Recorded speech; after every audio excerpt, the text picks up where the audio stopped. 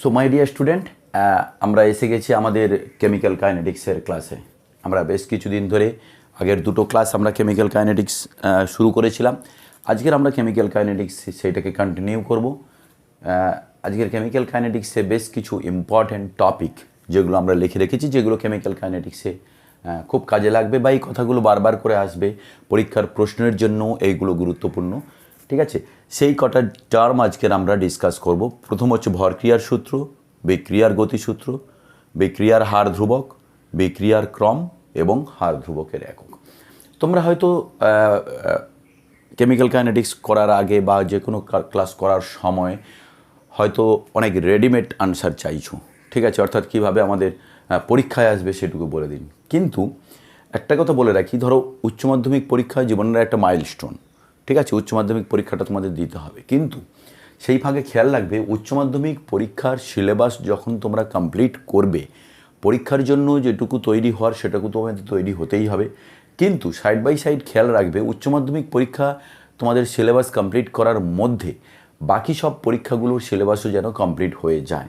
বাকি সব মানে কি, উচ্চ মাধ্যমিকের পরে তুমি কি করবে সেটা সবচেয়ে গুরুত্বপূর্ণ, তাই না? উচ্চ মাধ্যমিক আমাদের আগে সবার আগে দরকার, তারপরে উচ্চ মাধ্যমিকের পরে আমরা যে বিভিন্ন রকম স্ট্রিমে আমরা ছড়িয়ে যাব। কেউ মেডিকেলে ছড়াবে, কেউ ইঞ্জিনিয়ারিংয়ে ছড়াবে, কেউ জেনারেল লাইনে ছড়াবে। যে এই ডিফারেন্ট ফিল্ডে যে ছড়াবে, তার জন্য কিন্তু তোমাদের যে সাবজেক্টগুলো সায়েন্সে আছে আমাদের, সেগুলোর ওপরে কিন্তু একটা সম্যক ধারণা তৈরি দরকার।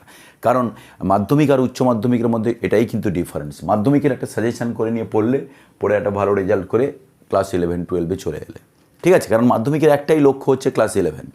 কিন্তু উচ্চ মাধ্যমিকের লক্ষ্য কিন্তু তাই নয়। উচ্চ মাধ্যমিকের লক্ষ্য কিন্তু মাল্টি ডাইমেনশনাল, অর্থাৎ অনেক দিকে কিন্তু অনেক ডাইমেনশানে কিন্তু উচ্চ মাধ্যমিকের পরে তোমাদের ছড়িয়ে পড়তে হবে। কাজেই তোমরা এমনভাবে তৈরি হয়ে বাজারে নামবে যাতে করে তুমি যে কোনো ডাইমেনশানের জন্য কিন্তু ফিট হতে পারো। না হলে কিন্তু উচ্চ মাধ্যমিক পুরো আমি সাজেস্টিভ পড়ে নিলাম, সাজেশান করে পড়ে নিয়ে আমি উচ্চ মাধ্যমিক পরীক্ষা দিয়ে দিলাম, দেন হোয়াট টু ডু? উচ্চ মাধ্যমিক পরীক্ষা দেওয়ার পর তুমি কী করবে সেটা নিয়ে কোশ্চেন আসছে না। যে কোনো একটা সাবজেক্ট নিয়ে আমি অনার্স পড়বো, সুতরাং সেই সাবজেক্টে ইন ডেপথ তোমাদের নলেজ দরকার। কোনো সাবজেক্ট নিয়ে আমি জয়েন্ট এন্ট্রান্স দেবো, তাহলে জয়েন্ট এন্ট্রান্স দেবো, WBJEE দেবো, JEE মেন দেবো, মেডিকেল দেবো, আরও যে বিভিন্ন কম্পিটিটিভ এক্সামগুলো আছে, জেনফা দেবো, যে বিভিন্ন রকম কম্পিটিটিভ এক্সামগুলো তোমাদের নামতে হবে। ঠিক আছে, সেখানে কিন্তু কোনো সাজেশান কাজ করবে না, সেখানে কিন্তু ডিপেন্ড করতে হবে তোমাদের ইন ডেপথ নলেজ। সুতরাং আমরা আমাদের প্রাথমিক টার্গেট যেটা, যে সাবজেক্টের ওপরে একটা কমপ্লিট ওভারভিউ দেওয়া, অর্থাৎ ওই সাবজেক্টটা কী সেই সম্বন্ধে জানা, সেই সাবজেক্টটাকে ভালোবাসা। দেন আমরা আসবো সাজেশানের কোশ্চেন। অবশ্যই উচ্চ মাধ্যমিকের জন্য আমাদের সাজেশান থাকবে, বাট যে সামনে যে পরীক্ষা আছে তার জন্য আমাদের সাজেশান থাকবে। কিন্তু তার আগে সাবজেক্ট সম্বন্ধে পুরো না জেনে যদি আমরা সাজেশানের দিকে সরাসরি চলে যাই, সেক্ষেত্রে কিন্তু সমস্যা তৈরি হবে আগামী দিনে। সুতরাং আমরা কি করব, আমাদের প্রাথমিক ধারণা যেটুকু দরকার কোনো একটা চ্যাপ্টারে, সেই চ্যাপ্টারের নলেজ কিন্তু আমরা পুরো নেওয়ার পরে সাজেশান নেওয়া বা MCQ করা, অবজেক্টিভ টাইপের কোশ্চেন করা। সেখানে দেখবে কিন্তু তোমার সাবজেক্টের নলেজ যদি না থাকে, তাহলে কিন্তু MCQ বা অবজেক্টিভ কিন্তু তোমার আটকে যাওয়ার সম্ভাবনা প্রবল। কাজেই সেটুকুকে আমরা মাথায় রেখে আমরা কি করব, প্রথমে আমাদের সাবজেক্ট সম্বন্ধে যেটুকু পুরো নলেজ সেটুকু নেব। ঠিক আছে, অর্থাৎ একটা ডিটেলস ওভারভিউ, অর্থাৎ পুরো চ্যাপ্টারটার প্রত্যেকটা টপিক যেন আমি টাচ করতে পারি, সেরকম একটা ওভারভিউ নেব। এবং আমি নিশ্চিত যদি আমাদের সেরকম একটা স্ট্রাকচার তৈরি করতে পারি আমরা, তাহলে কিন্তু আগামী দিনে উচ্চ মাধ্যমিক এবং তারপরে যে সমস্ত আমাদের জীবনের যে সমস্ত পরীক্ষাগুলো রয়েছে, সেই পরীক্ষাগুলোই অবশ্যই আমরা ক্র্যাক করতে পারবো। সুতরাং সেরকম একটা ধারণা নিয়ে বা সেরকম একটা উদ্দেশ্য নিয়েই কিন্তু আমরা শুরু করেছি। তোমরা আগের ক্লাসগুলো নিশ্চয়ই দেখেছো, যেখানে কেমিস্ট্রি আমরা ইন ডিটেলস অর্গানিক কেমিস্ট্রি আমরা স্টাডি করেছি। এবং আমি নিশ্চিত অর্গানিক কেমিস্ট্রি যদি আমরা এইগুলো পড়ি, কোনো পরীক্ষা, ঠিক আছে, সেখানে কিন্তু তোমাদের খুব একটা সমস্যা হবে না। বারবার করে তোমরা রিক্যাপ করতে থাকবে, যে পোর্শনটুকু দেখার দরকার সেটুকু দেখে নেবে। এই করলে তোমাদের কিন্তু কোনো রকমের সমস্যার সম্মুখীন হতে হবে না। ঠিক একই রকম উদ্দেশ্য নিয়েও কিন্তু আমরা কাইনেটিক্স শুরু করেছিলাম, কেমিক্যাল কাইনেটিক্স। সুতরাং আগের যে ক্লাসগুলো করেছিলাম, দ্যাট ওয়াজ অ্যান ওভারভিউ, একটা সাম্যক কাইনেটিক্স জিনিসটা কি জানবো। আজকের এবং নেক্সট ক্লাসে আমরা কি করব, বেশ কিছু ইম্পর্টেন্ট ডেফিনেশান পড়ব, যেগুলো কিন্তু পরীক্ষার পারপাসে তো খুবই গুরুত্বপূর্ণ, এবং কাইনেটিক্স পড়ার ক্ষেত্রে কাইনেটিক্সের ডেরিভেটিভ বা বিভিন্ন রকমের কাইনেটিক্সের যে প্রশ্নগুলো মোকাবিলা করার জন্য কিন্তু এগুলো আমাদের হেল্প করবে। তা আমরা সরাসরি চলে আসি আজকের আমাদের টপিকে। আজকের আমরা যেটা পড়বো সেটা হচ্ছে ভর ক্রিয়ার সূত্র। তোমরা দেখো, ভর ক্রিয়ার সূত্র আমরা ক্লাস 11-এ ভর ক্রিয়ার সূত্র আমরা ক্লাস 11-এ পড়েছি রাসায়নিক সাম্য চ্যাপ্টারে। রাসায়নিক সাম্যতে আমরা কি করব, ভর ক্রিয়ার সূত্র সম্বন্ধে জেনেছি। ভর ক্রিয়ার সূত্র আমরা কি বলবো, যে ধরো যে কোনো একটা রাসায়নিক বিক্রিয়া আমি নিলাম, সাপোজ এই বিক্রিয়াটা আমরা বারবার করে নেই, এই ধরনের বিক্রিয়াগুলো জাস্ট বি, এখান থেকে প্রোডাক্ট তৈরি পেয়ে গেলাম এক্স মলিকুল সি আর ওয়াই মলিকুল ডি। তার মানে কি দাঁড়াচ্ছে, এ হচ্ছে এ কি বিক্রিয়ক আর বি বিক্রিয়ক, তাই না? সি আর ডি হচ্ছে প্রোডাক্ট। আর এই স্মল এটা কি, স্মল এটা হচ্ছে এর সহগ। তার মানে এ সংখ্যক ক্যাপিটাল এ তৈরি হয়েছে। ঠিক তেমনই বি সংখ্যক বি এবং এক্স সংখ্যক সি এবং ওয়াই সংখ্যক ডি, এরকম একটা রাসায়নিক বিক্রিয়ায় আমরা উদাহরণ হিসেবে বেছে নিলাম। তাহলে এইরকম একটা রাসায়নিক বিক্রিয়ায় আমরা যে কোনো বিক্রিয়ার হার যদি আমাদের নির্ণয় করতে হয়, তাহলে আমরা কি বলবো, হার কার সঙ্গে সমানুপাতিক না, যে বিক্রিয়কগুলো আছে সেই বিক্রিয়কগুলোর অনুসংখ্যা কটা এ, সেইটা ঘাতে উন্নীত করতে হবে। এ অনুসংখ্যার ঘাতে উন্নীত সক্রিয় ভর।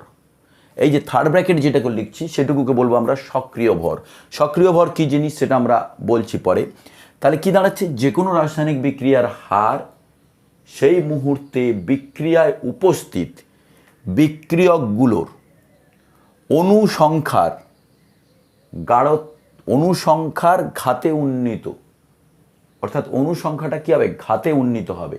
তাহলে অনুসংখ্যার ঘাতে উন্নীত সক্রিয় ভরের সমানুপাতিক। ঠিক তেমনই এখানে বিক্রিয়ক কে আছে, বির ঘাত কত হবে না, এর সহগটা কি হয়ে যাবে, ঘাত হয়ে যাবে। তাহলে B to the power B.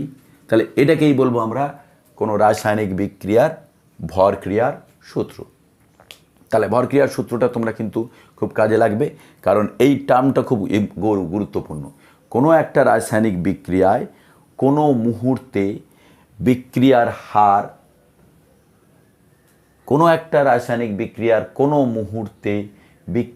হার, সেই মুহূর্তে উপস্থিত বিক্রিয়কগুলোর অনুসংখ্যাটা ঘাতে উন্নীত হবে।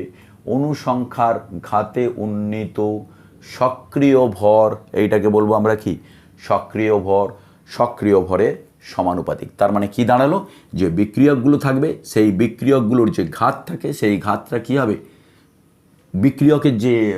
বিক্রিয়কের যে অনুসংখ্যা থাকে সেই অনুসংখ্যাটা কী হবে, ঘাতে উন্নীত হবে।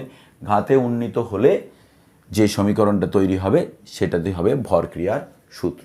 তাহলে এখানে একটা জিনিস আসছে যেটা আমাদের এখনই এলো, সেটা হচ্ছে সক্রিয় ভর। সক্রিয় ভর কী জিনিস সেটুকু আমাদের জেনে নিতে হবে। তাহলে দেখো, সক্রিয় ভর আমরা কি করব, দ্রবণের ক্ষেত্রে একরকমের নেব। যদি আমরা লঘু দ্রবণ নেই তাহলে সক্রিয় ভর কি হবে, লঘু দ্রবণের সক্রিয় ভর হবে, যেটাকে আমরা বেছে নিয়েছি যে মোলার গাঢ়ত্ব, যেটাকে আমরা বলি মোল পার লিটার। মোলার গাঢ়ত্ব এর একক কি না,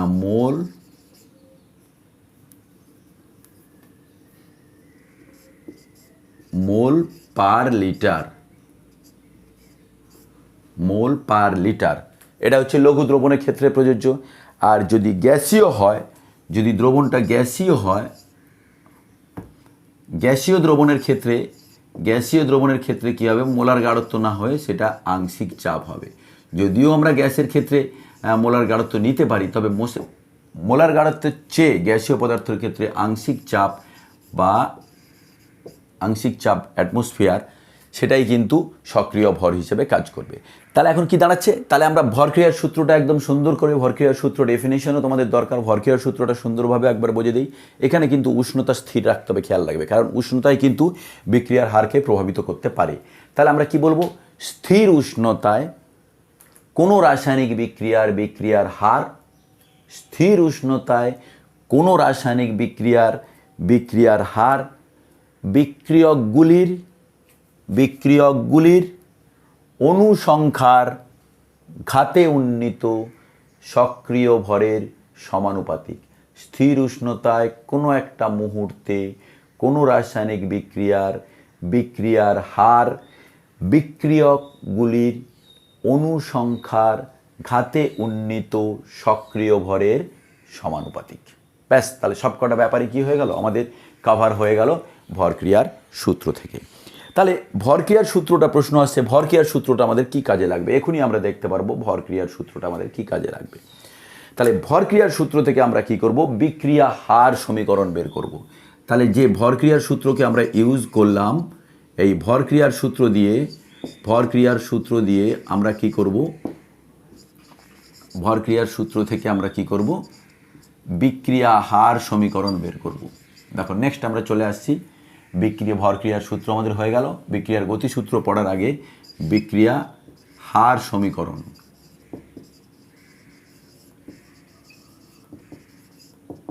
এখন বিক্রিয়া হার সমীকরণটা কি, বিক্রিয়ার হার সমীকরণটা একদম একই জিনিস। আমরা এই রাসায়নিক বিক্রিয়াটাকেই নিলাম, যেটা তৈরি হয়েছিল আমাদের, যে A B অনুসংখ্যক B, x অনুসংখ্যক C এবং ওয়াই অনুসংখ্যক ডি। তাহলে এখানে যদি আমরা ভরক্রিয়ার সূত্রকে কাজে লাগাই, তাহলে কি দাঁড়াচ্ছে, আমরা একদম সরাসরি চলে যাচ্ছি। যদি ভরক্রিয়ার সূত্রকে কাজে লাগাই, তাহলে আমরা কি বলবো, আর ভ্যারিজেস বিক্রিয়ক কি এ অনুসংখ্যার ঘাতে উন্নীত, এই যে অনুসংখ্যাটা ঘাতে উন্নীত হলো, into B to the power B, অর্থাৎ বিক্রিয়কগুলোগুলি হলো এইটা সক্রিয় ভর কি, থার্ড ব্র্যাকেটটাকে আমরা সক্রিয় ভর বলবো, অনুসংখ্যা কি এ, সেইটা ঘাতে উন্নীত হবে, এখানে অনুসংখ্যা বিটা ঘাতে উন্নীত হবে। তাহলে কি দাঁড়ালো, বিক্রিয়কগুলোর অনুসংখ্যার ঘাতে উন্নীত সক্রিয় ভর, বিক্রিয়ক হচ্ছে A B, অনুসংখ্যা small a small B, সেইটা ঘাতে উন্নীত হবে, আর থার্ড ব্র্যাকেট দিয়েছি যেগুলোকে বলবো আমরা কি, সক্রিয় ভর মোল পার লিটার বা এটিএম।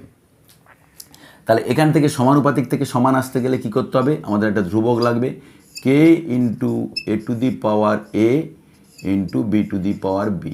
দেখো এইখানে একটা ভুল হওয়ার সম্ভাবনা আছে, অনেকেই এটা করে যে এখানে প্লাস আছে দেখে এই মাঝখানে প্লাস দিয়ে দেওয়া। So this is a dangerous trend. এখানে কিন্তু গুণফলের সঙ্গে সমানুপাতিক হবে, অর্থাৎ যে এগুলো কিন্তু মাঝখানে প্লাস চিহ্ন কোনো সময় হবে না, অর্থাৎ এগুলো গুণফলের আকারে কিন্তু থাকবে।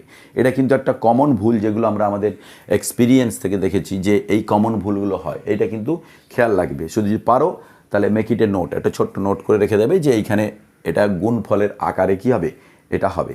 তাহলে আমরা কি দেখলাম, এই কেটাকে কি বলবো, কেটাকে বলবো আমরা ধ্রুবক, যেটাকে বলবো আমরা হার ধ্রুবক, কেটাকে বলবো আমরা কি, হার ধ্রুবক। তাহলে এই গেল আমাদের ভরক্রিয়ার সূত্র থেকে বিক্রিয়া হার সমীকরণ তৈরি। অর্থাৎ ভরক্রিয়ার সূত্র যেটা আমরা শিখলাম, সেখান থেকে কি করব, যে কোনো একটা রাসায়নিক বিক্রিয়ার এই হার আমরা নির্ণয় করতে পারবো।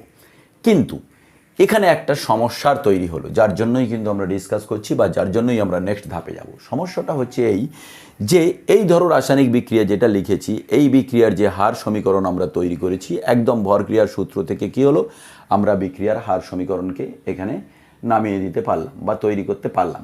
কিন্তু প্র্যাকটিক্যালি যদি পরীক্ষালব্ধভাবে পরীক্ষাগারে গিয়ে এইগুলো দিয়ে যদি কোনো রাসায়নিক বিক্রিয়া তৈরি করা যায়, বা এইভাবে যদি কোনো রাসায়নিক বিক্রিয়া তৈরি করা হয়, সেখান থেকে যে বিক্রিয়ার হার আমরা পাবো, সে হার কিন্তু এই ভরক্রিয়ার সূত্র থেকে প্রাপ্ত যে হার সমীকরণের যে হার, সেই হারের সমান নাও হতে পারে। So this is quite surprising. অর্থাৎ আমরা ভরক্রিয়ার সূত্র থেকে যে হার নির্ণয় করব, সেই হারটা সবসময় পরীক্ষালব্ধ ফল, অর্থাৎ পরীক্ষা থেকে প্রাপ্ত যে ফলাফল, সেই ফলাফলের সঙ্গে কিন্তু এক নাও হতে পারে। তার মানে যেটা সমস্যা হবে, যে কোনো একটা রাসায়নিক বিক্রিয়া দেখে তার যে হার সমীকরণ আমরা বের করব বা ভর ক্রিয়ার সূত্র থেকে যে হার সমীকরণ আমরা বের করব, সেই হার সমীকরণ কিন্তু সব সময়, আমি সব সময় কথাটা ইউজ করছি, তার মানে কিছু কিছু ক্ষেত্রে কিন্তু এক হয়ে যেতে পারে। তার মানে ভর ক্রিয়ার সূত্র থেকে প্রাপ্ত বিক্রিয়ার হার সমীকরণ এবং পরীক্ষালব্ধ ফল থেকে প্রাপ্ত বিক্রিয়ার হার সমীকরণ দুটো কিন্তু এক হয়ে যেতে পারে পরীক্ষালব্ধ ফল এবং ভর ক্রিয়ার সূত্র থেকে। কিন্তু এমন কিছু ক্ষেত্র আছে যে ক্ষেত্রে কিন্তু ভর ক্রিয়ার সূত্র থেকে প্রাপ্ত হার সমীকরণ আর পরীক্ষালব্ধ থেকে ফল থেকে প্রাপ্ত হার সমীকরণ দুটো এক নাও হতে পারে। সেক্ষেত্রে কিন্তু আমাদের বিক্রিয়া হার সমীকরণ নির্ণয়ের সমস্যা তৈরি হতে পারে। তাহলে আমরা এরকম কিছু এক্সাম্পল দেখে নিই যেখানে ভর ক্রিয়ার সূত্র থেকে প্রাপ্ত এবং পরীক্ষালব্ধ ফল থেকে প্রাপ্ত দুটো রেজাল্ট এক হচ্ছে না। যেমন আমরা যদি একটা এক্সাম্পল দেখে নেই যে N2O5 এর বিয়োজন, নাম্বার 1 উদাহরণ যদি আমরা দেখি N2O5 এর বিয়োজন, তাহলে N2O5কে যদি আমরা ভাঙি অবশ্যই এটা কি করতে হবে, আমাদের ব্যালেন্সড ফর্মে করতে হবে। তাহলে 4NO2 প্লাস O2, আমরা একটা উদাহরণ দেখছি 4NO2 প্লাস O2। এখানে কি করব, আমরা ভর ক্রিয়ার সূত্র থেকে দেখব যে ভর ক্রিয়ার সূত্র থেকে আমরা কি পাচ্ছি, ভর ক্রিয়ার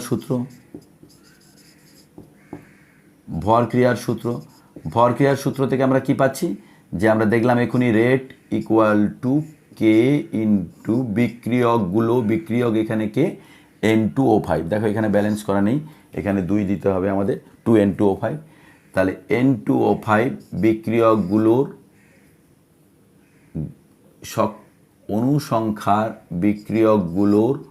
অনুসংখ্যা ঘাতে উন্নীত, অনুসংখ্যাটা কি হবে, ঘাতে উন্নীত হবে সক্রিয় ভরের সমান। তাহলে এটা কি পাচ্ছি আমরা, ভর ক্রিয়ার সূত্র থেকে আমরা পাচ্ছি। এখন যদি আমরা পরীক্ষা থেকে পাই পরীক্ষালব্ধ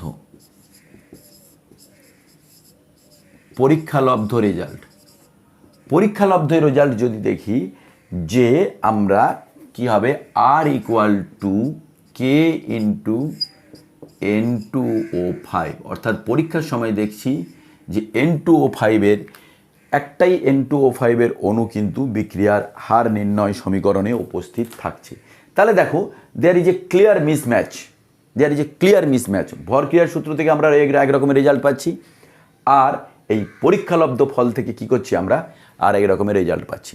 তাহলে কিন্তু যে কোনো রাসায়নিক বিক্রিয়ার হার সমীকরণ নির্ণয় করতে গেলে যে আমরা ভর ক্রিয়ার সাহায্য নিচ্ছিলাম, সেই ভর ক্রিয়ার সূত্র কিন্তু সর্বদা সঠিক নয়। অর্থাৎ ভর ক্রিয়ার সূত্র থেকে কিন্তু আমরা সবসময় রাসায়নিক বিক্রিয়ার যে হার নির্ণায়ক সমীকরণ, বিক্রিয়া হার সমীকরণ নির্ণয় করব, রাসায়নিক বিক্রিয়ার হার সমীকরণ বের করব, সেই সমীকরণটা সবসময় সঠিক নাও হতে পারে। This is an clear evidence যে ভর ক্রিয়ার সূত্র এবং পরীক্ষালব্ধ ফল থেকে পুরোপুরি আলাদা রেজাল্ট পাওয়া যাচ্ছে। তাহলে এর জন্য কি করব, আমরা নেক্সট যেটা আলোচনা করব যে বিক্রিয়ার গতিসূত্র, অর্থাৎ এই বিক্রিয়ার গতিসূত্র থেকে আমরা কি করব, যে ভর ক্রিয়ার সূত্র যে সমাধান আমাদের দিতে পারেনি বা ভর ক্রিয়ার সূত্র যে হার সমীকরণের একদম সঠিক হার সমীকরণ নির্ণয় করতে পারেনি, সেই ভর ক্রিয়ার সূত্রই হলো কিন্তু এই বিক্রিয়া হার সমীকরণ নির্ণয়ের জন্য আর একটা উপায়। অর্থাৎ ভর ক্রিয়ার সূত্র যেটা পারেনি, বিক্রিয়ার গতিসূত্র কিন্তু সেটা করে দেখাবে। অর্থাৎ ভর ক্রিয়ার সূত্রের সমাধান, ভর ক্রিয়ার সূত্র থেকে যে আমরা একটা জটিল প্রশ্ন পেয়ে গেলাম যে পরীক্ষালব্ধ এবং সূত্র থেকে প্রাপ্ত দুটো এক হচ্ছে না, সেই সমাধান কিন্তু আমাদের দেবে বিক্রিয়ার গতিসূত্র। অর্থাৎ সেখানে আমরা দেখব যে বিক্রিয়ার গতিসূত্র থেকে যে সূত্র পাচ্ছি আমরা বা যে হার সমীকরণ পাচ্ছি, পরীক্ষালব্ধ ফলই কিন্তু সেটাই হবে। সুতরাং আমাদের ভর ক্রিয়ার সূত্রের যে প্রশ্ন থেকে গেল, সে প্রশ্নের জবাব আমরা দেবো বিক্রিয়ার গতিসূত্রতে। এখন আমরা কি করব, যেটা করব সেটা হচ্ছে বিক্রিয়ার গতিসূত্র, অর্থাৎ ভর ক্রিয়ার সূত্র থেকে আমরা দেখলাম, এখন আমরা কি দেখব, বিক্রিয়ার গতিসূত্র। বিক্রিয়ার গতিসূত্রটা কি? তাহলে সেম রিয়াকশান, এই রিয়াকশান আমাদের কিন্তু বারবার করে আমরা লিখি, কারণ এটা খুব পপুলার টাইপের রিয়াকশান, মানে খুব দেখা হয়। আর আমরা চেষ্টা করি সাধারণত বইতে যে এক্সাম্পলগুলো দেওয়া আছে বা বইতে যেভাবে দেওয়া আছে সেভাবে করতে, যাতে করে কী হয়, আমাদের ক্লাসের পরে যদি তোমরা বই পড়ো তাহলে সেক্ষেত্রে তোমাদের কাছে এক্সাম্পলগুলো বা এই টার্মগুলো যেন তোমাদের কাছে নতুন নতুন না লাগে। x⁶ সি আর ওয়াই ডি। এখানে এক্স ওয়াই সাধারণত বইতে থাকে না, বইতে সি সি সি থাকে আর capital C small C capital D small D থাকে। আমি একটু আলাদা করার জন্য, আলাদা মিনস হচ্ছে এক্স ওয়াই, যাতে করে সি সি দুটো সি কি যেন কনফিউশন না হয়ে যেতে পারে। সি দুটো তো একই রকমের, ক্যাপিটাল স্মল তো একই রকমের, সেই জন্যই জাস্ট আমি চেঞ্জ করে দিই। যাই হোক, তাহলে এই রাসায়নিক বিক্রিয়ার আমরা কি করব, বিক্রিয়ার গতিসূত্র থেকে কি করব, আমরা হার সমীকরণ নির্ণয় করতে পারবো। তাহলে দেখো, এই বিক্রিয়ায় দেখা যায় যে পরীক্ষালব্ধ ফল, অর্থাৎ বিক্রিয়ার গতিসূত্র কিন্তু পরীক্ষালব্ধ ফলের ভিত্তিতে কিন্তু রচিত। তাহলে পরীক্ষালব্ধ ফলে দেখাচ্ছি যে এর গাঢ়ত্ব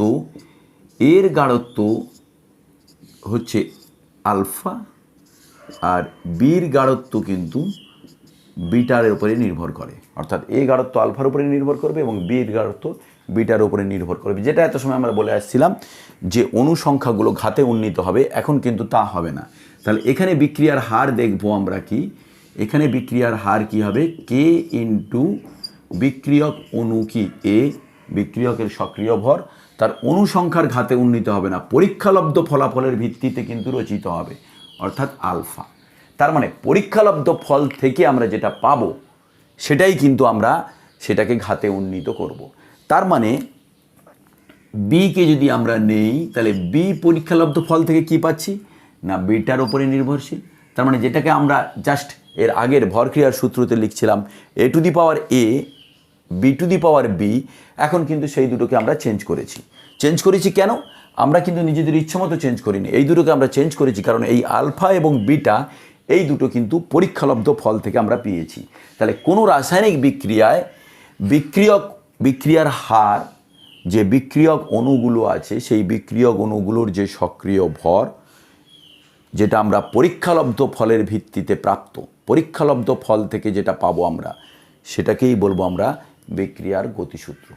তার মানে কোনো রাসায়নিক বিক্রিয়ায় বিক্রিয়ক এবং বিক্রিয়াজাত পদার্থ, বিক্রিয়ক এবং কোনো রাসায়নিক বিক্রিয়ার হার এবং বিক্রিয়ক অণুগুলোর গাঢ়ত্বের সঙ্গে যে সম্পর্ক, বিক্রিয়ক অণুগুলোর গাঢ়ত্ব বা সক্রিয় ভরের সঙ্গে সম্পর্ক, যে সম্পর্কটা রচিত হয়েছে পরীক্ষালব্ধ ফলের ভিত্তিতে।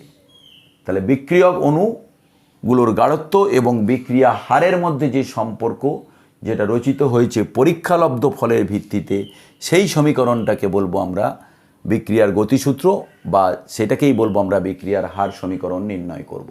তার মানে দেখো, এখানে যে হার সমীকরণ আমরা আগে যেটা আমাদের সমস্যা হচ্ছিল ভরক্রিয়ার সূত্র থেকে পেতে, যে ভরক্রিয়ার সূত্র থেকে আমরা কি পাচ্ছিলাম, আমরা যে অনুসংখ্যাটা পুরোপুরি ঘাতে উন্নীত করছিলাম, তাহলে অনুসংখ্যা ঘাতে উন্নীত করে আমরা কি করছিলাম, বিক্রিয়া হার সমীকরণ নির্ণয় করেছিলাম। কিন্তু বিক্রিয়ার গতিসূত্র থেকে যে আমরা হার সমীকরণ নির্ণয় করব, শেষ হার সমীকরণ কিন্তু পুরোপুরি পরীক্ষালব্ধ ফলাফলের ভিত্তিতে কী হবে, রচিত হবে, যেখানে বিক্রিয়ক অণুর গাঢ়ত্ব বা সক্রিয় ভর, যেটা তোমরা পড়েছো, বিক্রিয়ক অণুর গাঢ়ত্ব বা সক্রিয় ভর এবং সেই রাসায়নিক বিক্রিয়ার হার যেটা রচিত হবে পরীক্ষালব্ধ ফলাফলের ভিত্তিতে।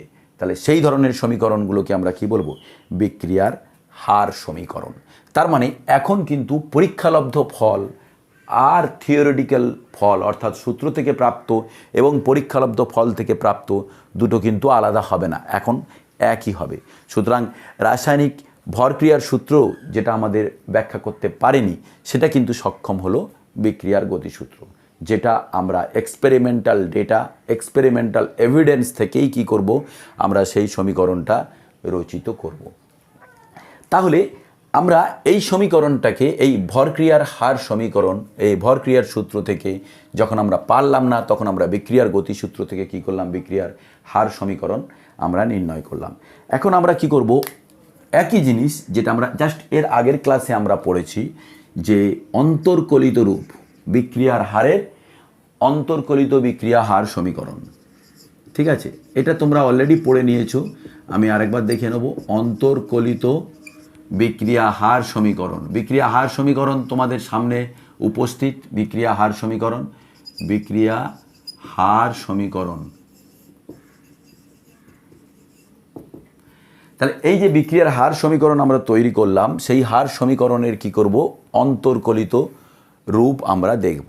দেখো, আগের ক্লাস অন্তর্কলিত রূপ আমরা দেখেছি, এখন আমরা কি বললাম, রেট কার ওপর ডিপেন্ড করছে দেখলাম, এর আগের ক্লাসে আমরা কি পড়েছি, বিক্রিয়ার হারটাকে আমরা কিভাবে প্রকাশ করব সেটাকে আমরা বলেছিলাম।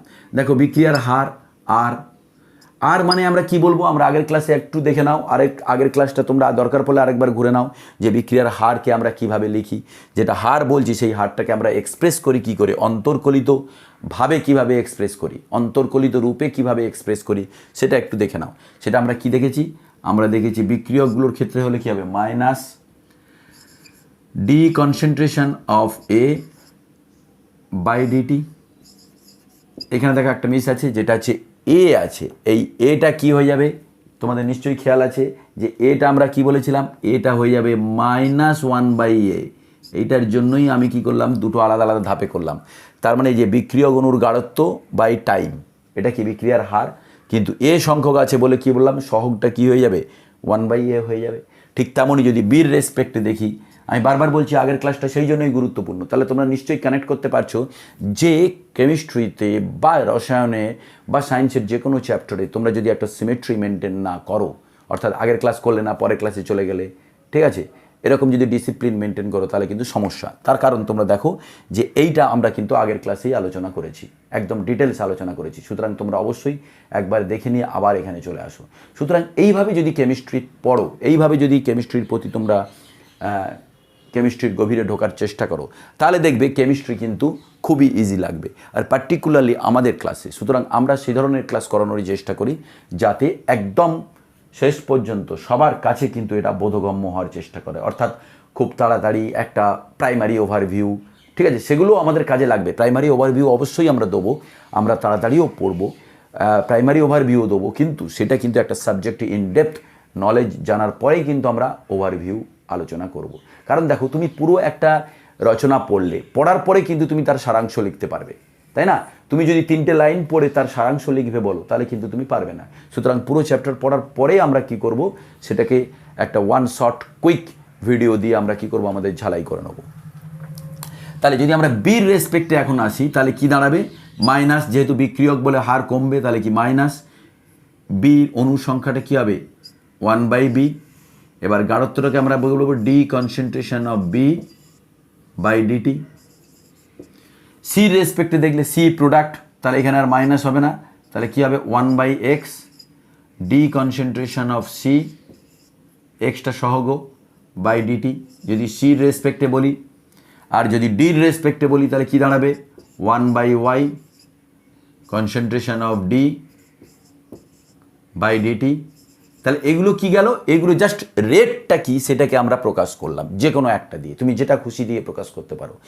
তার মানে আমরা যেটা রেট এখন বারবার বলছি, এই রেটটাকে কিভাবে প্রকাশ করব অন্তর্কলিত রূপে, সেটা আমরা আগের দিন দেখেছিলাম, সেটাই আমরা জাস্ট লিখলাম।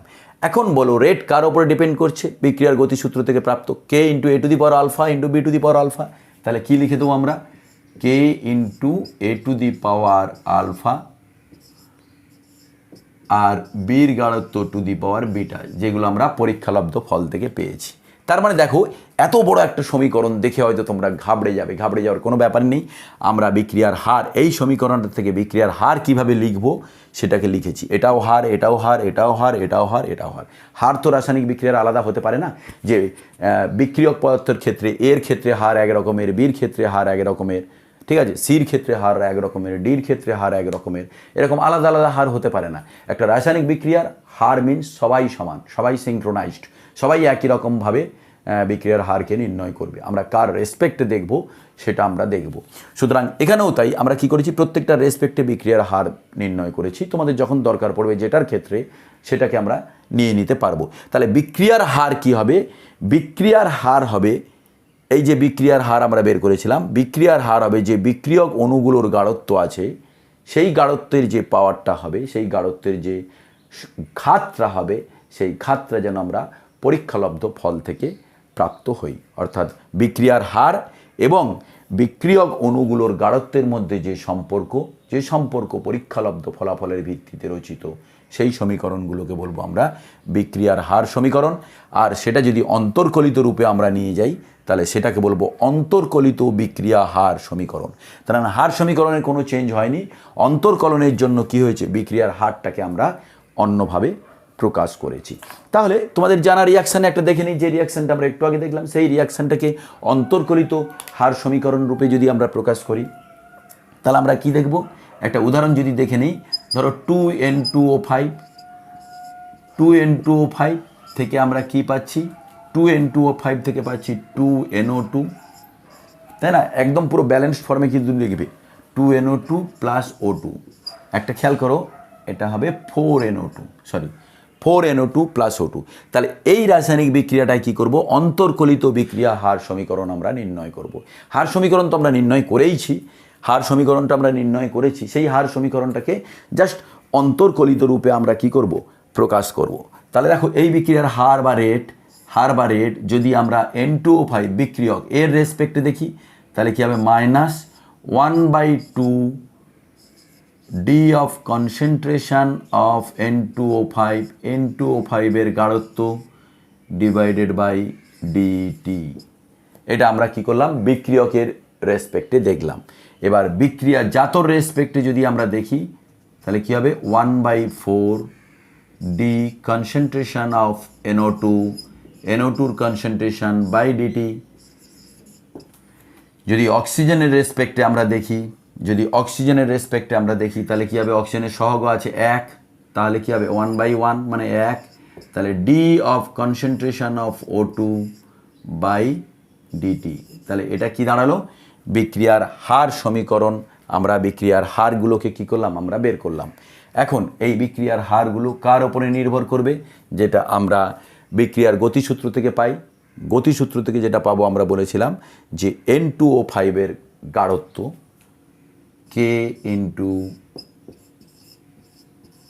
N2O5, অর্থাৎ এটা হচ্ছে N2O5 1, এখানে যেটা 2 হচ্ছিল, আমরা পরীক্ষালব্ধ ফল থেকে কি পাবো, পরীক্ষালব্ধে ফল থেকে পাবো N2O5 হচ্ছে 1। সুতরাং আমরা বারবার বলেছিলাম যে অন্তর্কলিত বিক্রিয়ার হার সমীকরণ যেটা বিক্রিয়ার গতিসূত্র থেকে প্রাপ্ত হবে, এখানে যেমন আমরা কি করেছিলাম, AB না করে আমরা কি করেছিলাম, আলফা বিটা, কারণ আলফা বিটা আমরা কি করছিলাম, পরীক্ষালব্ধ ফল থেকে পাচ্ছিলাম। ঠিক তেমনই এখানে পরীক্ষালব্ধ ফল থেকে পাবো কত, 1। সুতরাং এর পাওয়ার কত, 1 হয়ে গেল। তার মানে যে কোনো একটা রাসায়নিক বিক্রিয়া যদি দেয়, তাহলে সেই বিক্রিয়ার ক্ষেত্রে কিন্তু বিক্রিয়ার গতিসূত্র যদি তোমাদের থেকে হার সমীকরণ বের করতে হয়, তাহলে কিন্তু তোমাদের কোনো চিন্তা নেই, কারণ তোমরা এই পরীক্ষালব্ধ ফল কি সেটা তোমাদের দিয়ে দেবে। নাহলে তোমরা পরীক্ষা কি করে করবে, তোমরা তো আর পরীক্ষার খাতায় গিয়ে পরীক্ষা করবে না, যে ওখানে এক্সপেরিমেন্ট করে দেখবো যে N2O5 যে রাসায়নিক বিক্রিয়াটা করছে, সেই রাসায়নিক বিক্রিয়ক অণুগুলোর গাঢ়ত্ব কার ওপরে নির্ভর করছে, সেগুলো তো আমরা বের করতে পারবো না। সুতরাং এটা অবশ্যই তোমাদের দেওয়া থাকবে যে পরীক্ষালব্ধ ফলটা কি। সুতরাং পরীক্ষালব্ধ ফল যদি আমাদের বলে দেওয়া থাকে, অবশ্যই বলে দেবে, সেই পরীক্ষালব্ধ ফল থেকেই আমরা কি করব, বিক্রিয়ার হার সমীকরণ নির্ণয় করতে পারবো। কারণ তোমাদের কাছে ব্যাপারটা অনেক ইজি হয়ে গেল, কারণ এটার ডেটা, অর্থাৎ পরীক্ষালব্ধ ফলের ডেটা, যে সিদ্ধান্ত বা পরীক্ষালব্ধ ফল থেকে যে রেজাল্ট আমরা পাবো, সেই রেজাল্ট কিন্তু তোমাদের দেওয়া থাকবে। সেই রেজাল্টের ভিত্তিতেই আমরা কি করব, বিক্রিয়ার হার সমীকরণ নির্ণয় করব। এখন আমরা কি করব, আমাদের থার্ড টপিক যেটা নিয়ে আমরা ডিসকাশন করব, সেটা হচ্ছে বিক্রিয়ার হার ধ্রুবক। অর্থাৎ ভরক্রিয়ার সূত্র দেখলাম, গতিসূত্র দেখলাম, হার ধ্রুবক দেখলাম। তোমরা দেখতে পাচ্ছ ব্যাপারগুলো কতটাই ইন্টারেস্টিং। অর্থাৎ আমরা যে প্রত্যেকটা জিনিস পড়ছি, কতটা ইন ডেপথ গিয়ে পড়ছি। অর্থাৎ ভরক্রিয়ার সূত্র এখন থেকে তোমাদের কোনো সমস্যা হওয়া উচিত নয়। বা তোমাকে যদি বলে ভরক্রিয়ার সূত্র আর রাসায়নিক বিক্রিয়ার গতিসূত্রের মধ্যে ডিফারেন্স কী, না, ভরক্রিয়ার সূত্রটা হচ্ছে যেটা থিওরিটিক্যাল রেসপেক্টে তৈরি হয়েছে, আর রাসায়নিক গতিসূত্রটা আমরা বানিয়েছি একদম পরীক্ষালব্ধ ফলাফলের ভিত্তিতে। সুতরাং ব্যাপারগুলো যেন একটা ক্লিয়ার পিকচার তোমাদের কাছে থাকে, তাহলে কী হবে, আগামী দিনে আমরা একটা স্ট্রং পিলারের ওপরে কিন্তু বসে থাকতে পারবো। ঠিক আছে, যে কেমিস্ট্রিতে তোমাদের ভিত, সেটা কেউ আর নাড়াতে পারবে না, সেরকম একটা উদ্দেশ্য নিয়েই কিন্তু আমরা পড়ছি। যাই হোক, সুতরাং বিক্রিয়ার হার ধ্রুবকের কথা যদি আমরা আসি, তাহলে বিক্রিয়ার হার ধ্রুবক যদি বের করতে হয়, তাহলে আমরা কি করব, একটা রাসায়নিক বিক্রিয়া নিয়ে নিই। যে রাসায়নিক বিক্রিয়াটা, এই বিক্রিয়াটা আমরা বারবার করে করছি, তোমরা দেখতে পাচ্ছ, কারণ এটা খুব পপুলার। ABB, এখান থেকে আসবে X মলিকুল C বা Y মলিকুল D। তাহলে এই বিক্রিয়াতে আমরা কি করব, এইভাবে লিখলাম। তাহলে বলো, এই বিক্রিয়ার হার যেটা আমরা এখনই বের করলাম, রেট বের করতে গেলে কী আমাদের আগে, K ইন্টু এর গাঢ়ত্ব। তাহলে তুমি এর গাঢ়ত্ব জানতে চাইবে যে এর গাঢ়ত্বটা কি, তাই না? এর গাঢ়ত্ব কিন্তু আমরা পরীক্ষালব্ধ ফল থেকে পাবো। যে এর যে অনুসংখ্যার ঘাত সেটা হবে আলফা আর বির হবে বিটা। তার মানে এটা আমরা পরীক্ষালব্ধ ফল থেকেই কিন্তু নেবো, কারণ এখান থেকে আমরা নেবো না, কারণ এটা ভরক্রিয়ার সূত্র থেকে রচিত করছি না, গতির সূত্র থেকে রচিত করছি। তার মানে এ আর বির যেটা ঘাত হবে সেই ঘাতটা কিন্তু পরীক্ষালব্ধ ফল থেকে যেন প্রাপ্ত হয়। তাহলে এর পাওয়ার কত আলফা, তাহলে এ টু দি পাওয়ার আলফা, আর বির গাঢ়ত্ব নিলাম, বির গাঢ়ত্ব হবে বিটা। তাহলে এই গেল রাসায়নিক বিক্রিয়ার যে সমীকরণ, অর্থাৎ যে সমীকরণটা আমরা নির্ণয় করলাম সেখানে কিন্তু কে এর ভিত্তিতে কিন্তু, অর্থাৎ কে দিয়ে করলাম, অর্থাৎ প্রথমে সমানুপাতিক হবে, তারপরে কি হবে, কে আসবে, সেটা আমাদের চলে এসছে। এখন এই রাসায়নিক বিক্রিয়ার এটা হচ্ছে বিক্রিয়ক, আলফাটা হচ্ছে পরীক্ষালব্ধ ফলাফলের ভিত্তিতে এর গাঢ়ত্বের অণুর সংখ্যা, এবং বিটা হচ্ছে আর একটা বিক্রিয়ক পদার্থ তার গাঢ়ত্ব, কনসেন্ট্রেশন অফ বি, আর বিটাটা হচ্ছে পরীক্ষালব্ধ ফল থেকে প্রাপ্ত বির অনুসংখ্যা, যেটাকে আমরা বিটা বলেছি সেটা এখানে লিখেছি। তাহলে এখন যেটা আমরা পড়বো বিক্রিয়ার হার ধ্রুবক, এই কে বলবো আমরা বিক্রিয়ার হার ধ্রুবক। এখন আমরা দেখব এই কে জিনিসটা কি, অর্থাৎ এই হার ধ্রুবক ব্যাপারটা কি, সেটা আমাদের ডিসকাস করতে হবে। তাহলে দেখো, হার ধ্রুবক যদি আমরা দেখি, তাহলে স্থির উষ্ণতা যদি আমরা স্থির নেই, স্থির উষ্ণতায় যদি আমরা এর গাঢ়ত্ব, কনসেন্ট্রেশন অফ এর গাঢ়ত্ব যদি ইউনিট নেই, একক নেই, মানে 1 মোল পার লিটার নেই, আবার বির গাঢ়ত্ব যদি আমরা 1 মোল পার লিটার নেই, অর্থাৎ আমরা কি করলাম, এ আর বি বা যে বিক্রিয়কগুলো ছিল সেই বিক্রিয়কগুলোর গাঢ়ত্বকে কি করলাম, আমরা একক নিলাম। তাহলে একক গাঢ়ত্বের বিক্রিয়ক নিয়ে যদি আমরা মানটা বসাই, তাহলে আর ইকুয়াল টু কী দাঁড়াচ্ছে, কে ইন্টু 1, তার মানে আর ইকুয়াল টু কী দাঁড়াচ্ছে, কে। তাহলে এটাকেই বলবো আমরা কি, বিক্রিয়ার হার ধ্রুবক। তার মানে স্থির উষ্ণতায় বিক্রিয়কগুলোর একক গাঢ়ত্বে যে বিক্রিয়ার হার হবে, অর্থাৎ বিক্রিয়ক অণুগুলোর গাঢ়ত্ব আমরা 1 ধরার পরে ওই রাসায়নিক বিক্রিয়ার যেটা হার হবে সেই হারকে বলবো আমরা বিক্রিয়ার হার ধ্রুবক। স্থির উষ্ণতায় একক গাঢ়ত্বের বিক্রিয়ক অণুগুলোরকে নিয়ে বিক্রিয়া হারকে আমরা বলবো বিক্রিয়ার হার ধ্রুবক।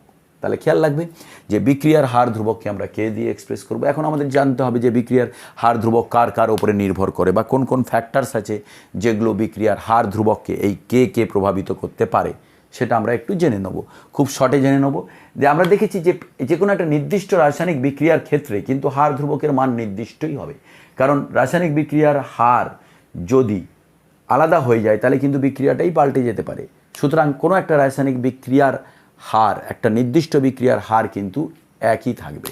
সুতরাং নাম্বার 1, কোনো একটা নির্দিষ্ট রাসায়নিক বিক্রিয়ার ক্ষেত্রে বিক্রিয়ার হার ধ্রুবক কিন্তু একই থাকবে।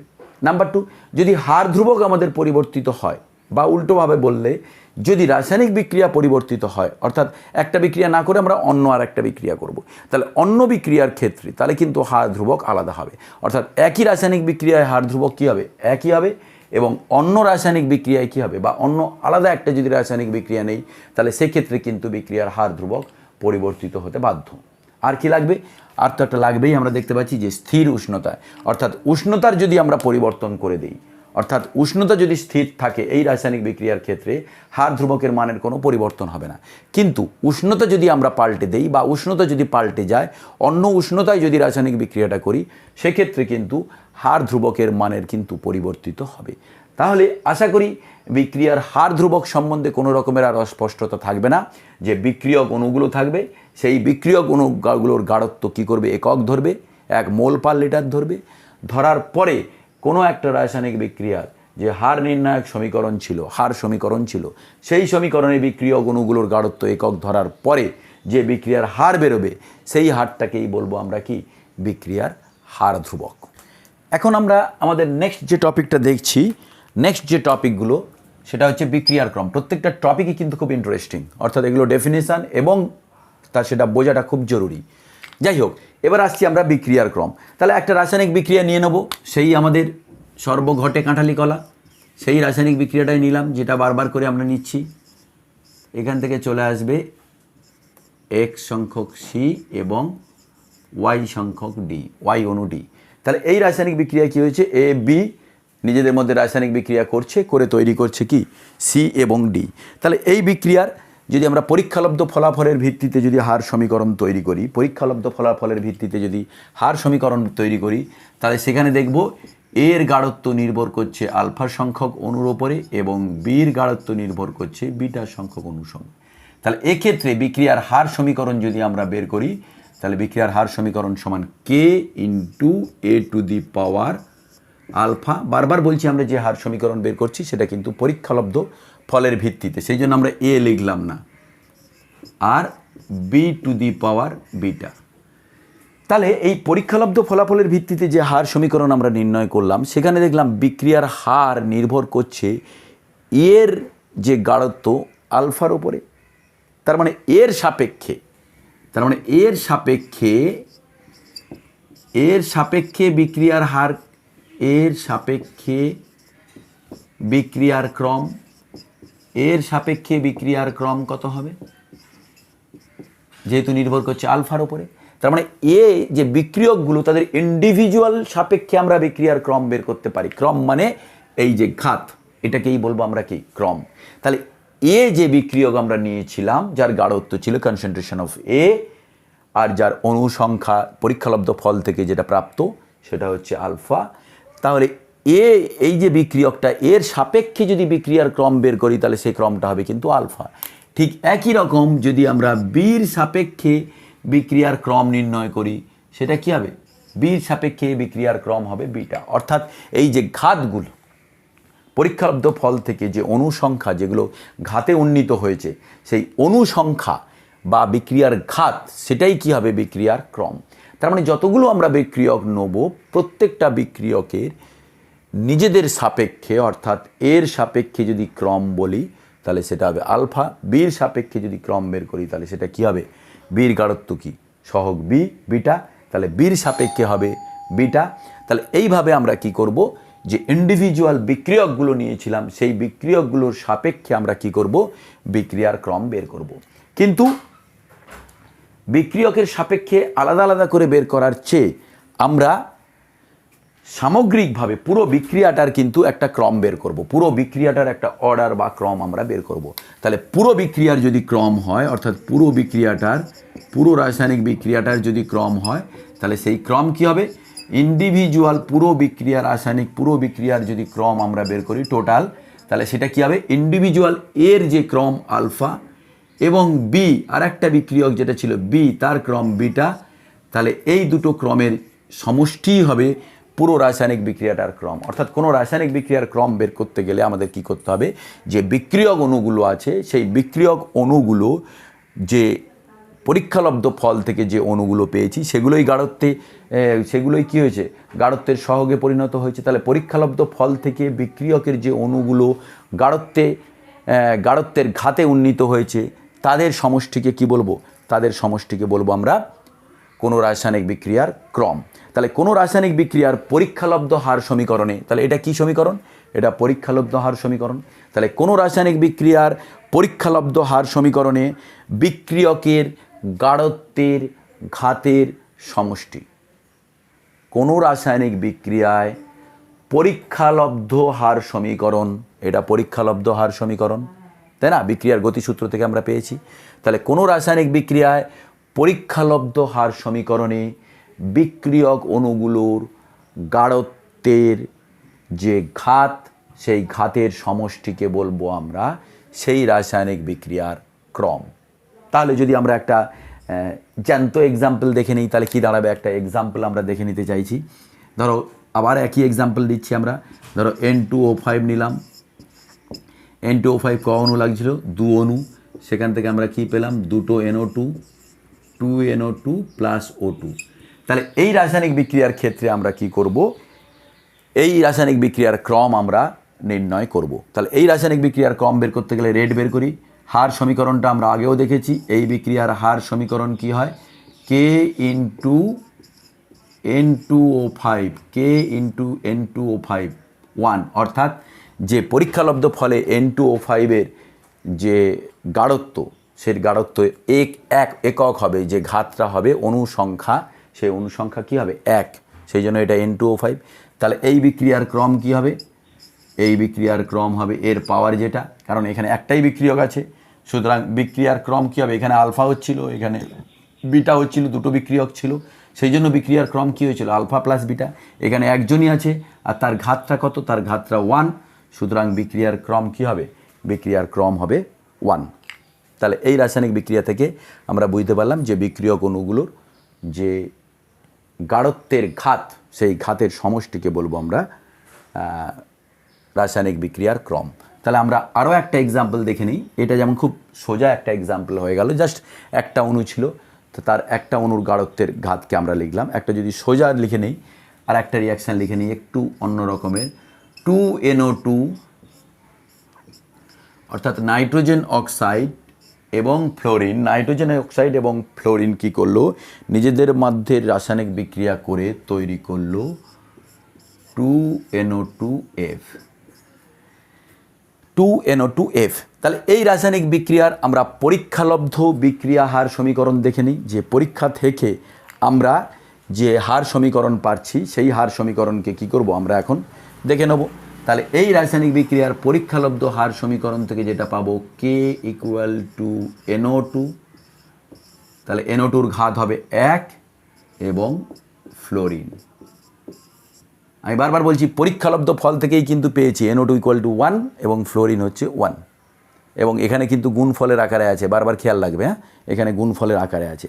তাহলে এখানে বলো, এখানে তাহলে আমরা NO2-কে কত ধরেছি, NO2-র অণুর ঘাতকে ধরেছি 1 এবং ফ্লোরিনের ঘাতকে কি ধরেছি 1। তাহলে বলো এই বিক্রিয়ায় যদি ক্রম বলি আমরা,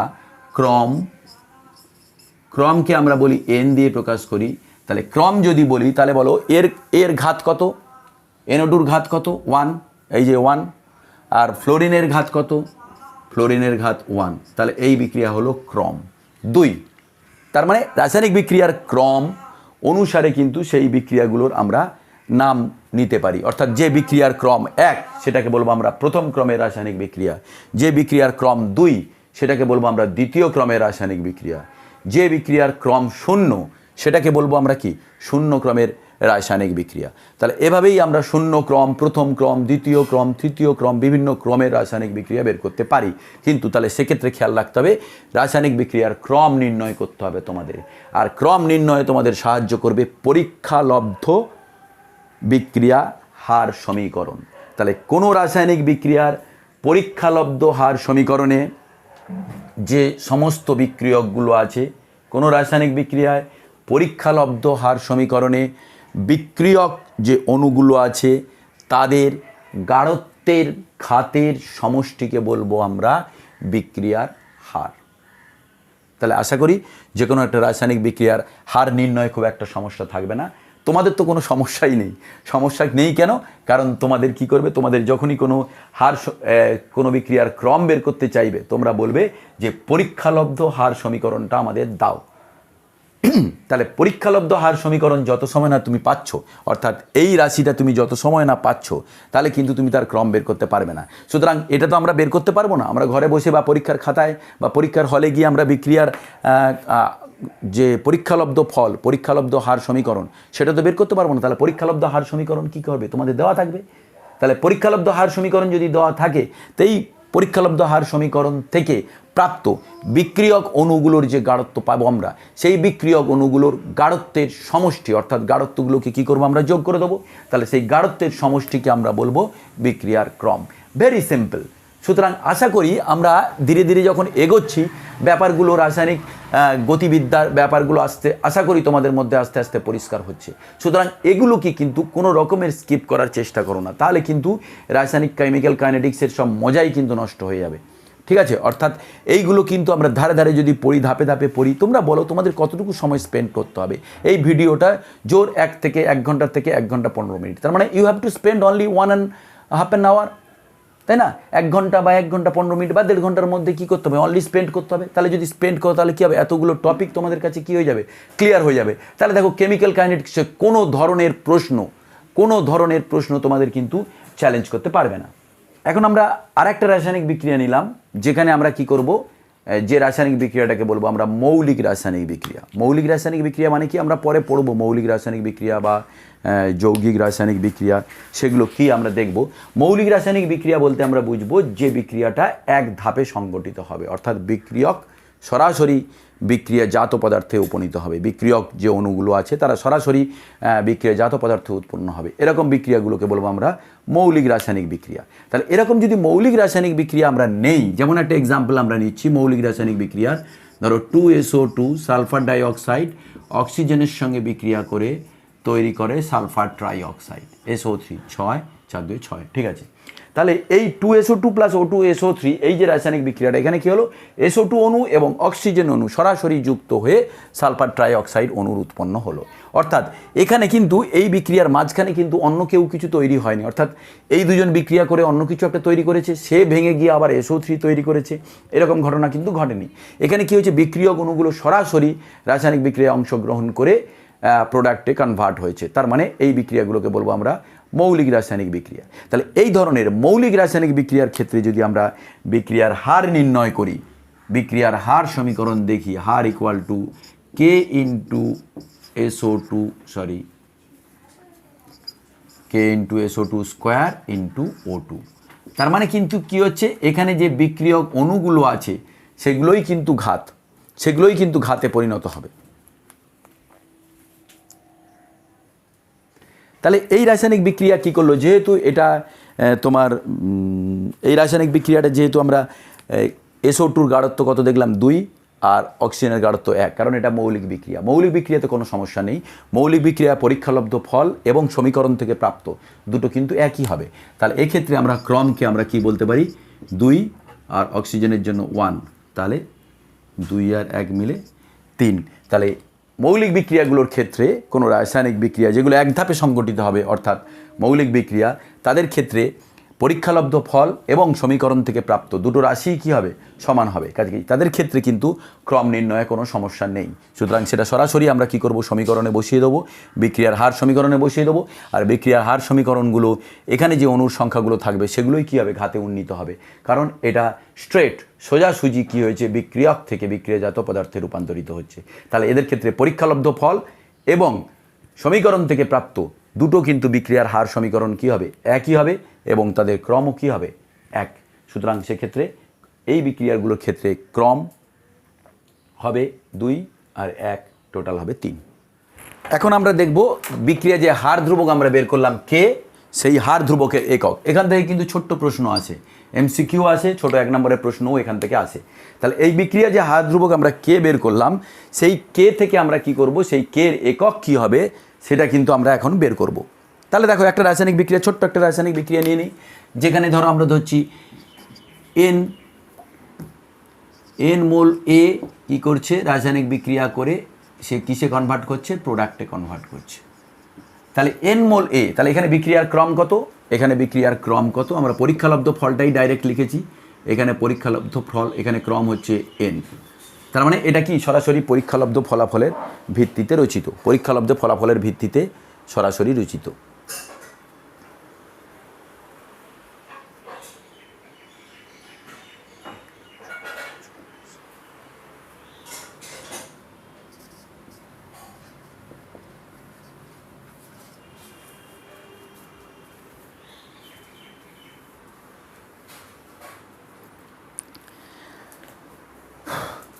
এখন আমরা কি করব, হার ধ্রুবকের একক নির্ণয় করব, অর্থাৎ যে হার ধ্রুবক আমরা বের করলাম সেই হার ধ্রুবকের আমরা একক বের করব, যে কী ধরনের একক হবে। তাহলে তার জন্য আমরা একটা ছোট্ট করে রাসায়নিক বিক্রিয়া নিয়ে নিচ্ছি। সেই রাসায়নিক বিক্রিয়া মনে করো A মোল A রাসায়নিক বিক্রিয়ায় কি তৈরি করছে, A মোল A রাসায়নিক বিক্রিয়ায় তৈরি করছে প্রোডাক্ট। তাহলে এখন বিক্রিয়ার যদি বিক্রিয়ার ক্রম যদি n হয়, তাহলে বিক্রিয়ার ক্রম n, তার মানে কি দাঁড়াচ্ছে, তাহলে বিক্রিয়ার হার রেড ইকুয়াল টু কী দাঁড়াবে, k into A two the power n, কারণ আমরা বলেছি পরীক্ষালব্ধ ফল থেকে প্রাপ্ত, তাই না, পরীক্ষালব্ধ ফল থেকে প্রাপ্ত বলেই সেটাকে আমরা ক্রম বলেছি। তাহলে এখানে কিন্তু A হবে না, কারণ এটা হচ্ছে আমরা থিওরিটিক্যাল দেখতে পাচ্ছি যে A সংখ্যক A রাসায়নিক বিক্রিয়ায় অংশগ্রহণ করছে, কিন্তু ক্রম যেহেতু n বলে দিয়েছে, তার মানে বিক্রিয়ার পরীক্ষালব্ধ যে ফল সেই ফলে এর গাঢ়ত্ব হবে n। তাহলে এই nটা হচ্ছে কি পরীক্ষালব্ধ ফল থেকে প্রাপ্ত যে বিক্রিয়ক তার অণুর সংখ্যা, যেটাকে আমরা ক্রম বলি।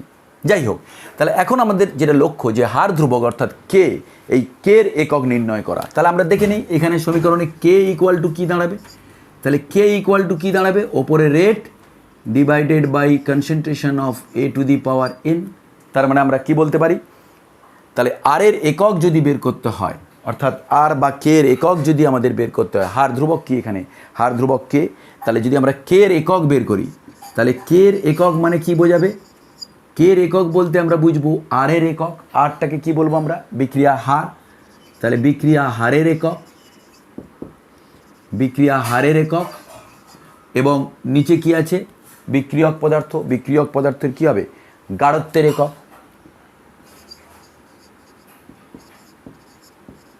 গাঢ়ত্বের একক।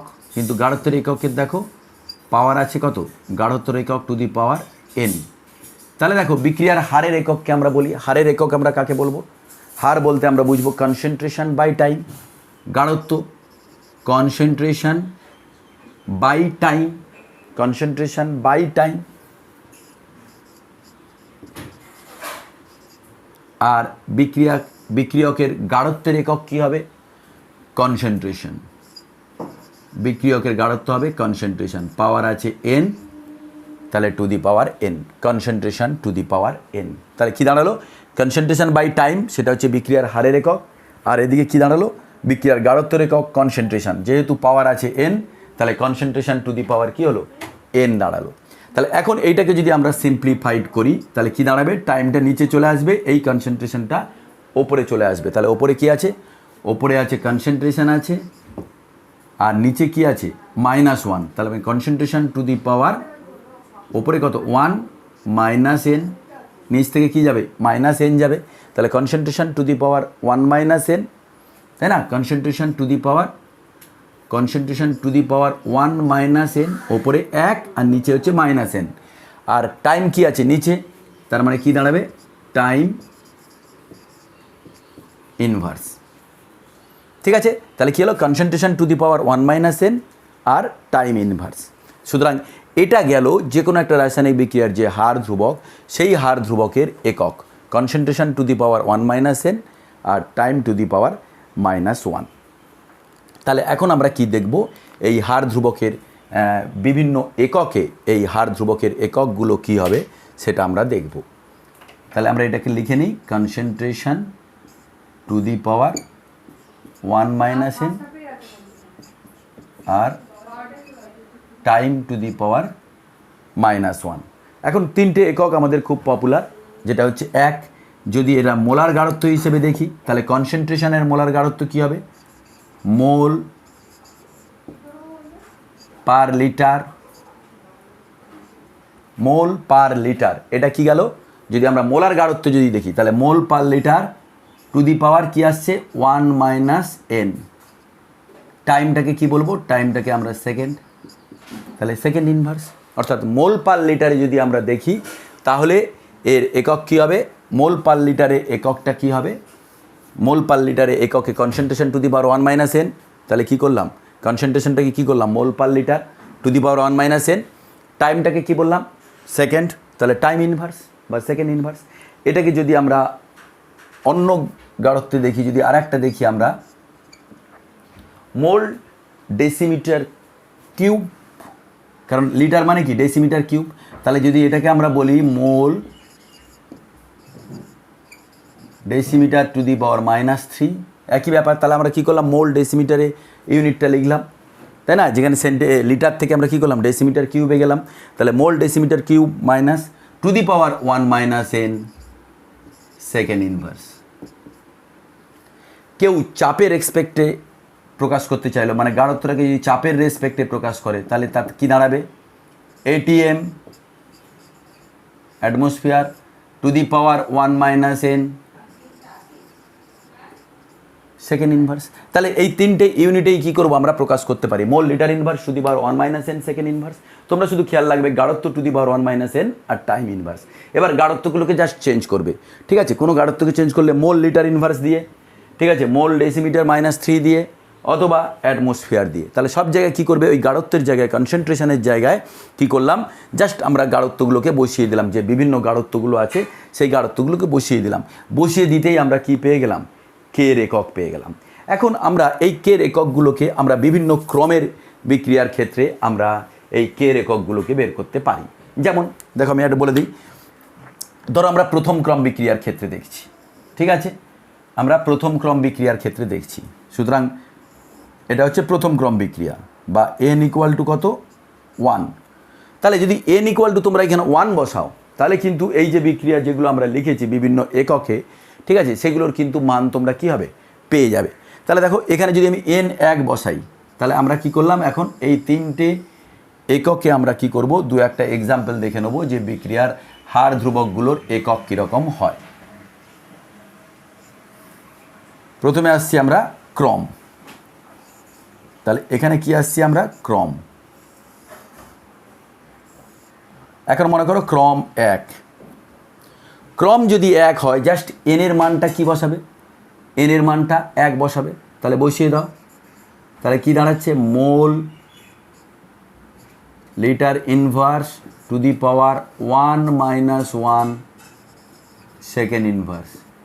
তার মানে এটা কি দাঁড়াচ্ছে, 1 - 1 মানে কি 0। তাহলে mole litre inverse to the power 0 মানে কত, 1। 0 হয়ে যাচ্ছে, পাওয়ার 0 মানে 1, তাহলে পড়ে থাকবে কি, সেকেন্ড ইনভার্স। তাহলে প্রথম ক্রম বিক্রিয়ার যদি আমরা হার ধ্রুবক দেখি, সেই হার ধ্রুবকের মান কী হবে, সেকেন্ড ইনভার্স, শুধু সেকেন্ড ইনভার্স। এগুলোতেও সেম জিনিস হবে, দেখো 1 - 1 বসিয়ে দাও 0, তাহলে পড়ে রইবে সেকেন্ড ইনভার্স।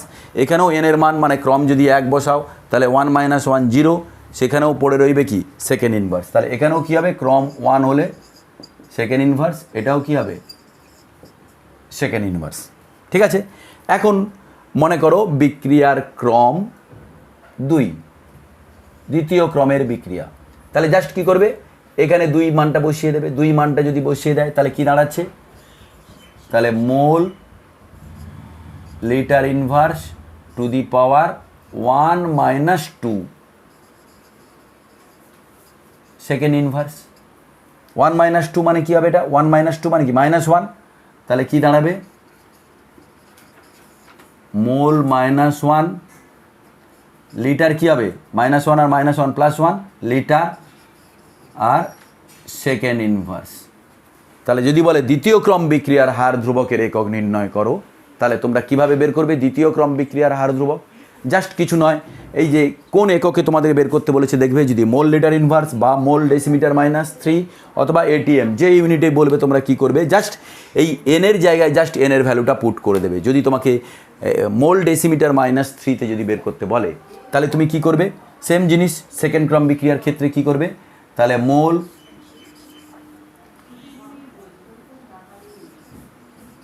ডেসিমিটার -3, এখানে কত আসছে, 1 - 2, কারণ সেকেন্ড ক্রমের বিক্রিয়া, এটা দ্বিতীয় ক্রমের বিক্রিয়া। মোল 1 - 2 সেকেন্ড ইনভার্স।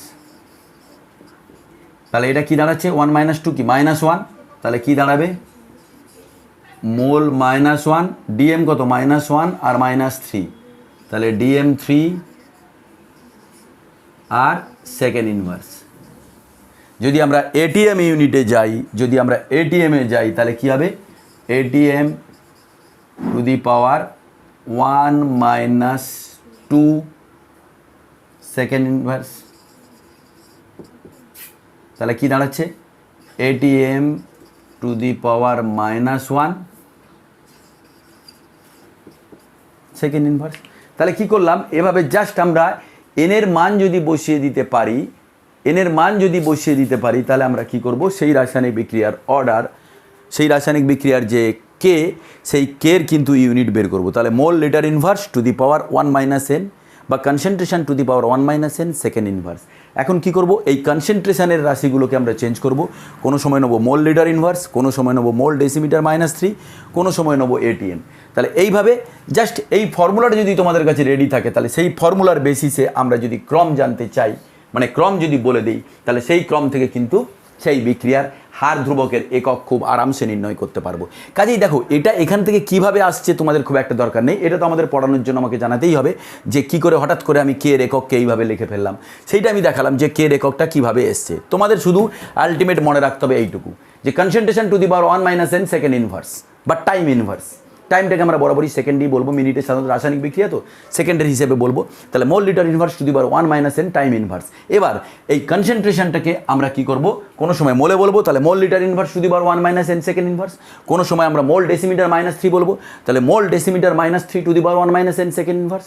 কোনো সময় এটিএমে বলবো, তাহলে ATM to the power 1 - n second inverse. তাহলে এই তিনটে যদি জেনে থাকে তাহলে যে কোনো বিক্রিয়ার হার, শূন্য ক্রম, ভগ্নাংশ ক্রম, প্রথম ক্রম, দ্বিতীয় ক্রম, আমি এখানে দুটো এক্সাম্পল দেখালাম, প্রথম ক্রম, দ্বিতীয় ক্রম, তোমরা ভগ্নাংশ ক্রমও করতে পারো। দেখা যাক যদি আমরা ভগ্নাংশ ক্রমের বিক্রিয়া একটা এক্সাম্পল দেখে নিই, তাহলে ব্যাপারটা একটু ভগ্নাংশটাও জানা হয়ে যাবে।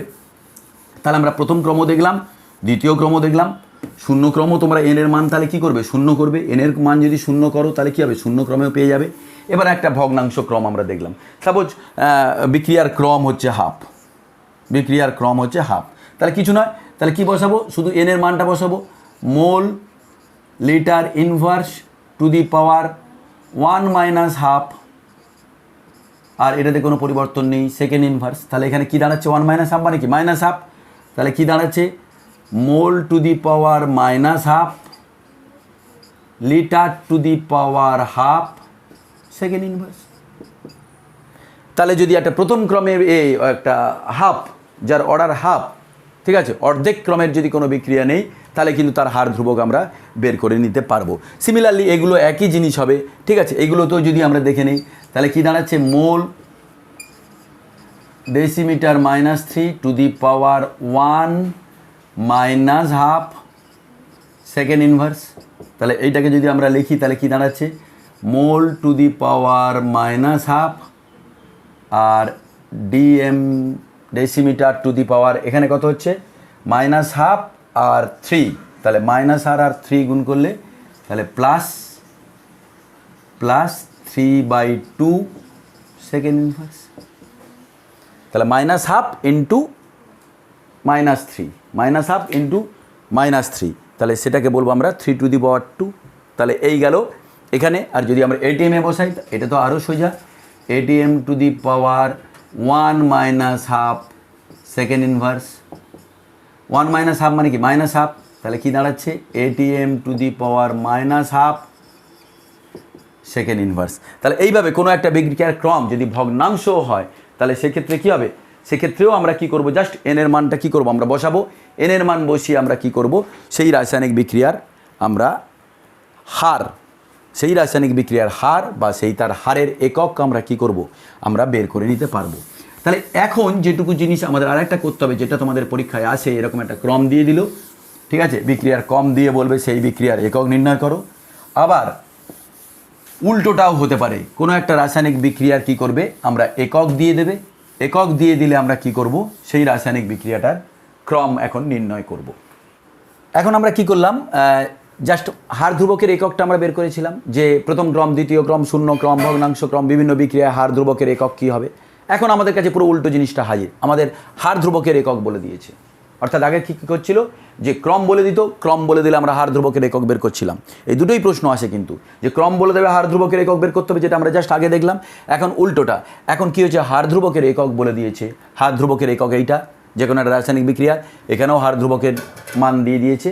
তাহলে এখান থেকে বলতে হবে এই বিক্রিয়ার ক্রম কত। অর্থাৎ আমরা ক্রম থেকে যেমন একক বের করেছিলাম, এখন উল্টোটা করব, একক থেকে ক্রম। এর টেকনিকটা খুব সুন্দর, এটা কিন্তু খুব প্রশ্ন আসে এই ধরনের প্রশ্ন কিন্তু অবজেক্টিভে তোমরা পাবেই, হয় ক্রম বের করা, নাহলে ক্রম থেকে হার বের করা, হার ধ্রুবকের সমীকরণ থেকে ক্রম বের করা, নাহলে ক্রম বলে দেবে তোমার হার ধ্রুবকের একক বের করা। তাহলে এইটা আমাদের বের করতে হবে। তাহলে আমরা একটা সোজা জিনিস দেখে নিই, এই প্রথম বিক্রিয়ার ক্ষেত্রে দেখে নিচ্ছি। তাহলে এই বিক্রিয়ার ক্ষেত্রে ইউনিট অফ কে, যদি আমরা ইউনিট অফ কে দেখি, ইউনিট অফ কে, কে এর একক যদি দেখি, আমরা স্ট্যান্ডার্ড ফর্মটা আগে লিখে নিই। স্ট্যান্ডার্ড ফর্মটা কী ছিল আমাদের, গাঢ়ত্ব, তাহলে কী ছিল, মোল litre inverse to the power 1 - n second inverse. তাহলে এটা কী ছিল স্ট্যান্ডার্ড ফর্ম, একটু আগে যেটা আমরা বের করলাম, গাঢ়ত্ব to the power 1 - n, concentration to the power 1 - n, আর টাইম ইনভার্স। তাহলে এখানে সেটাই লিখছি, কনসেন্ট্রেশনটা কি, মোল লিটার ইনভার্স, তাহলে mole litre inverse to the power 1 - n second inverse. তাহলে এখন তোমরা কি করবে, এই সমীকরণ আর এই সমীকরণটার মধ্যে তুলনা করবে, এই দুটো সমীকরণের মধ্যে তুলনা করবে। তাহলে ভালো করে দেখো, আমাদের পুরো সমীকরণটা তুলনা করার দরকার নেই। পুরো সমীকরণটা আমরা না তুলনা করে কি করব, আমরা শুধু মোল পোর্শনটুকু তুলনা করলেই কিন্তু আমাদের কাজ হয়ে যাবে। খুব ইজি, ভালো করে দেখবে ট্রিকটা কীরকম। দেখো এখানে মোলের পাওয়ার কত 1, এটা বাদ দিচ্ছি, এখানে মোলের পাওয়ার কত 1, এখানে কত মোলের পাওয়ার -2।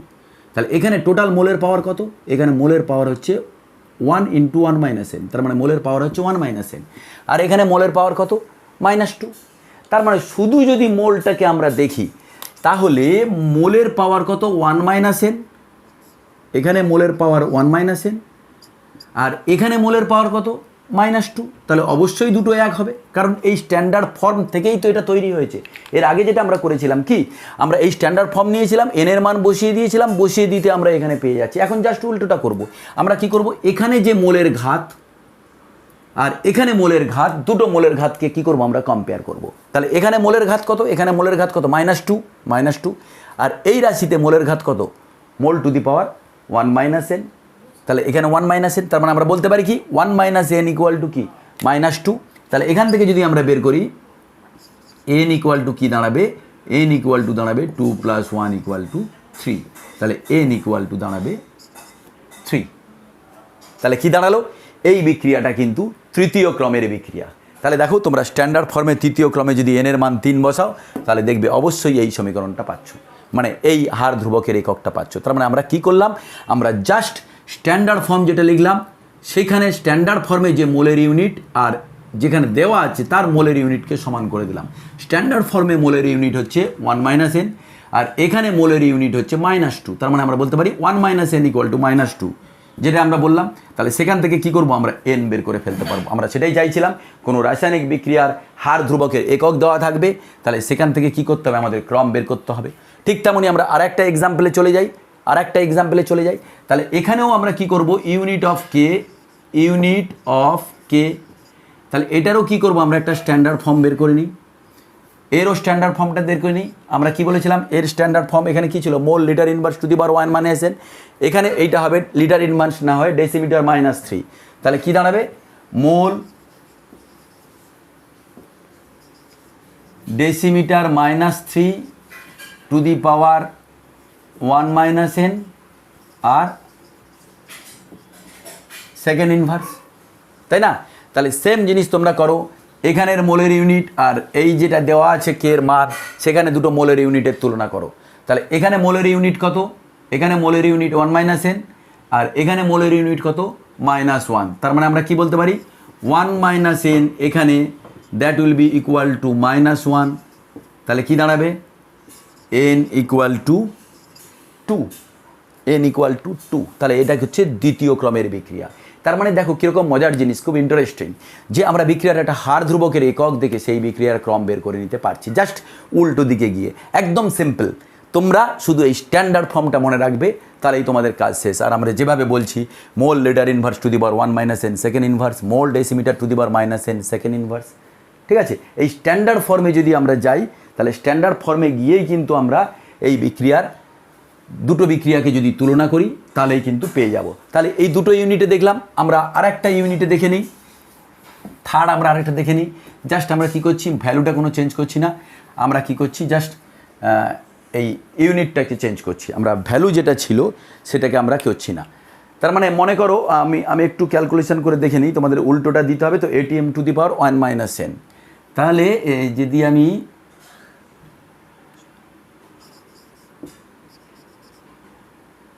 -1 - n, তাই তো?